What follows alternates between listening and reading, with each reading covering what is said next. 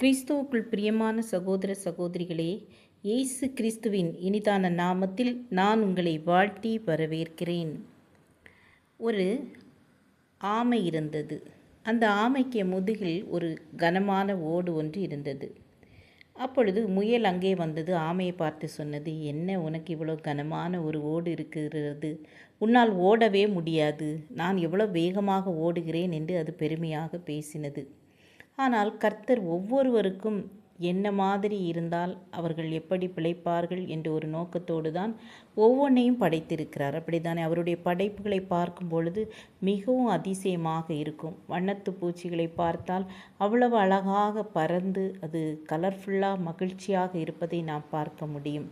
பறவைகளை பார்த்தால் அது ஒவ்வொரு பறவைகளும் ஒவ்வொரு விதமான அழகிலே இருக்கிறது.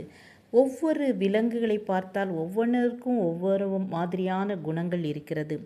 ஆனால் அப்பொழுது பார்த்து அந்த ஒரு புலி அந்த பக்கமாக வந்தது. புலி உருமின உடனே முயல் வேகமாக ஓடி மறைந்து கொண்டது. ஆனால் ஆமை அந்த இடத்திலே உட்கார்ந்து ஓட்டுக்குள்ளே தன்னை மறைத்து கொண்டது. அதனால் ஆமை பாதுகாக்கப்பட்டது. புலி போன பிறகு முயல் வந்தது.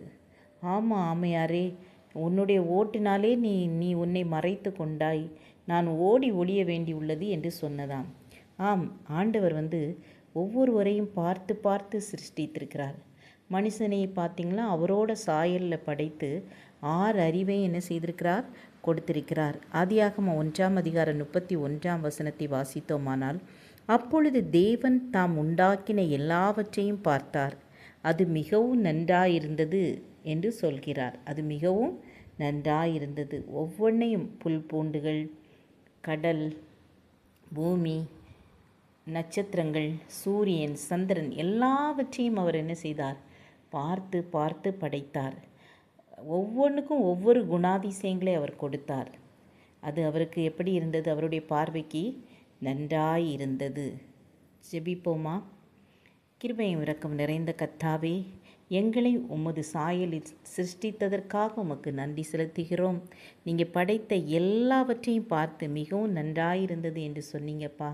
அதுபோல் நாங்களும் கர்த்தாவே உமக்கு பிரியமானவர்களாய் வாழத்தக்கதாக எங்கள் குணாதிசயங்கள் உம்முடைய குணாதிசயங்களாக மாறத்தக்கதாக எங்களை நீங்கள் உருவாக்கும்படியாக நாங்கள் ஜெபிக்கிறோம்.